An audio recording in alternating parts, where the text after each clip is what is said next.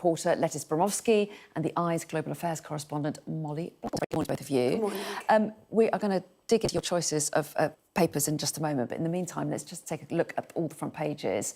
And the Financial Times leads on the impact of Donald Trump's tariffs on the markets yesterday, featuring a picture of the US president with his fist in the air as he remains defiant in the face of an intensifying trade war and plunging stocks.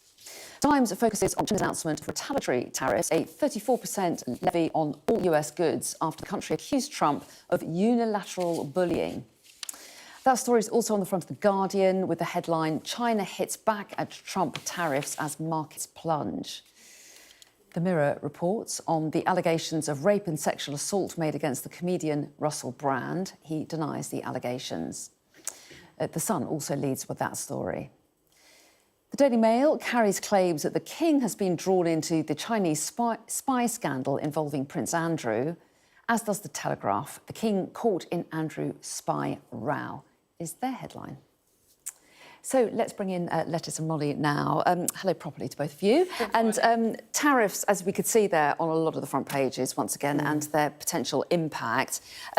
Molly, you're kicking us off with The Guardian's front page, and they are reporting on how China has decided to take action. They've introduced retaliatory tariffs, and big ones. They have indeed. It's a sort of escalating trade war now really ramping up with China. And I think, you know, this isn't a great headline to start the Saturday morning with. It's not really in anyone's interest for the world's two largest economies to be kind of locked in this trade battle, particularly not right now when we're just coming out of the impact, you know, the cost of living crisis, which we've all felt, recovering from COVID and the conflict in Ukraine and now this.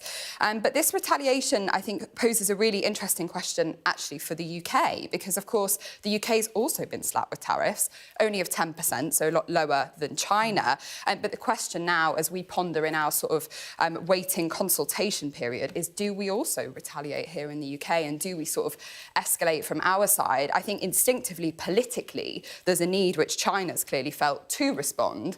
But does it actually benefit us to keep escalating this? Well, it's two different things, isn't it? Because economically, economists and lots of businesses say that if we retaliate, that actually worsens our pain. But on the other hand, as you say, politically, do you want to look strong in the face of someone slapping tariffs on you? That's the big Absolutely. dilemma. I think it's a question, basically, of whether this is at risk of being sort of cutting off your nose to spite your face, really. But I think one of the most interesting things about this is China, you are maybe unsurprised to see that Donald Trump has targeted them with tariffs. But there have been quite a lot of places you might not expect to have been tariffed, if you will. So the Myanmar, which had an earthquake just last week, which has left thousands of people dead, that got 44% tariff, so really significant.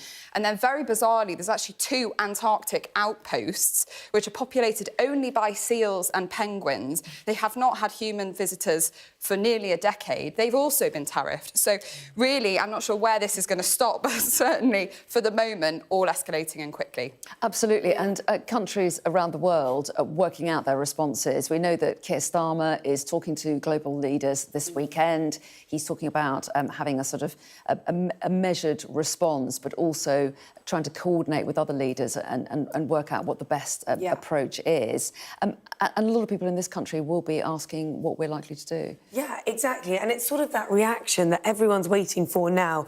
As you said, it's on the front page of The Eye, actually, as well, right now. But what they're discussing is this coalition of the willing. And we know that Starmer's already spoken to Italy, and he's already had phone calls also with Australia. And we're not quite sure what was said on those phone calls, but how the world reacts to these tariffs, which have been blanket for everyone. Even though we were 10%, I think that it shouldn't diminish the impact that that will have on UK businesses. And it may be 10% general levy, but on things like cars, which we're a huge exporter of to the US, there's a 25% tax on them. So 1 in every 8 of our cars goes to the US. So that's going to be a huge impact for our car manufacturing businesses.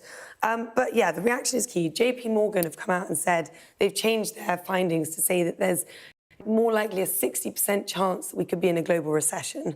Again, we don't want to will it into existence, but this 30-day consultation period is going to be so important. One, to find out what businesses want in the UK and how they're feeling about it, but also in the hopes that maybe we could get a trade deal with the US off the ground. And I think that that's what our not delayed reaction, but our pause, our cool-headedness and our calmness, which I think is the right reaction, is going to see over the next 30 days. Yeah, and we're hearing a lot of that from ministers talking about intensive negotiations towards a trade deal. They're clearly really banking on that, being able to get them out of this fix, Molly. But we, as you say, Lettuce, we don't know how close we are to a deal and what kind of concessions we might have to give in order to secure one. For sure. I just got back from the US and I don't think it was top of the agenda from the conversations that I had, which isn't great news for Keir Starmer's government. There's been an interesting thing, actually, where the UK has been doing a lot of relation building with individual US states as it tries to kind of build a groundswell of support for a sort of federal level trade deal. But whether that will kind of get us out of this mess, I think it sort of remains to be seen. Absolutely. OK, well, we'll take us, Molly, to inside the eye, because there's...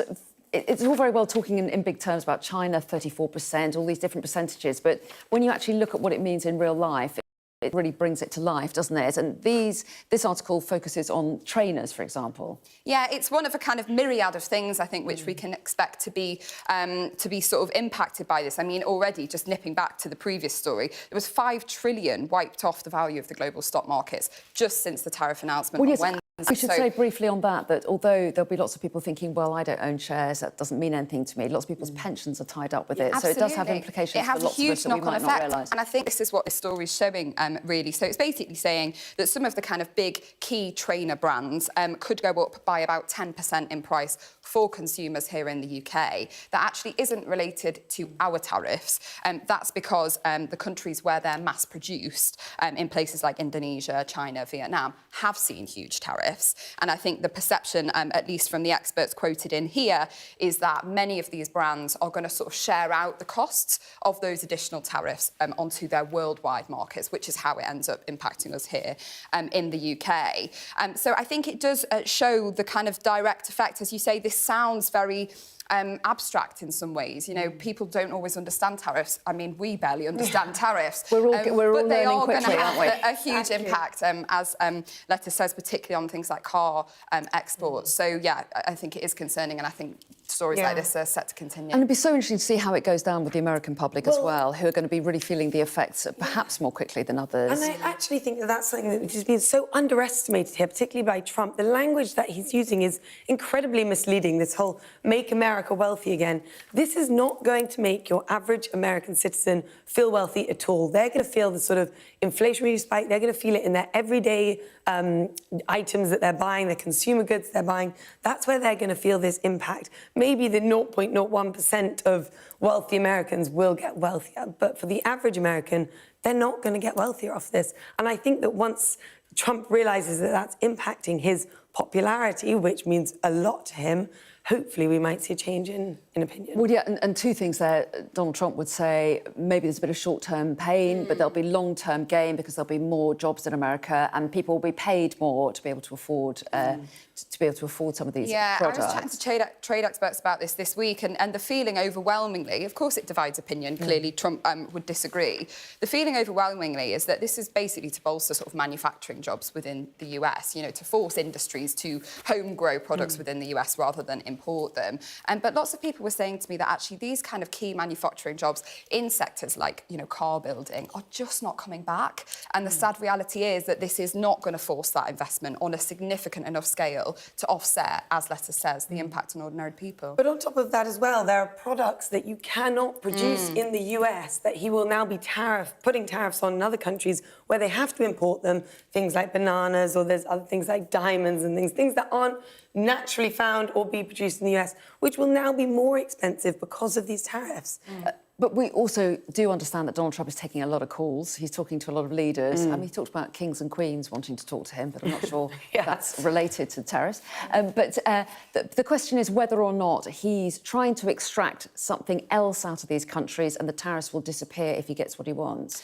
Yeah, I think that's definitely one line of argument that, as with everything Trump does, it's all about the deal, and that in a way this is a way of sort of forcing people to the table, and that actually maybe the end goal here isn't tariffs or isn't the jobs that it's attempting to create, but actually there's a kind of a forced negotiation here where perhaps you could ease up on tariffs if you give him something else. Yeah. I don't know how much longer we've got. I think we've only got about a minute. So let's go to the Daily Star finally, because all this talk of tariffs is a little bit stressful, let's be honest. So let's talk about the weather, because we Brits always like cheering us. You haven't got one, have you? There you go. Oh, thank you. That's kind. But Sorry about that. exactly. So turned national, obviously referring to the fact that it's Grand National this weekend and there's going to be good weather, and there's certainly one chap who looks really happy about it. He lives having time of his life. I want to be him after this. But no, this is sort of, I mean, this is the most British front page ever. We love it when the sun comes out. Everyone's going to be having barbecues later. Everyone's going to be out at the pubs. And really, this is the positive news I think we need. Summer is here. Yeah, tariffs are here, but so is the sun. So we'll offset it with that. It's going to be fine. Exactly. I'm not even sure what the temperature is going to do today. In fact, well, we'll find out the weather a little bit later on. But, it says 22 degrees centigrade. That's enough to get burned. More than enough, Yeah, that's good enough for me. Fantastic stuff. Molly and Lettuce, we'll see you again in the next hour. Plenty more to talk about then as well. And do stay with us. We've got all the top stories coming up for you after the break.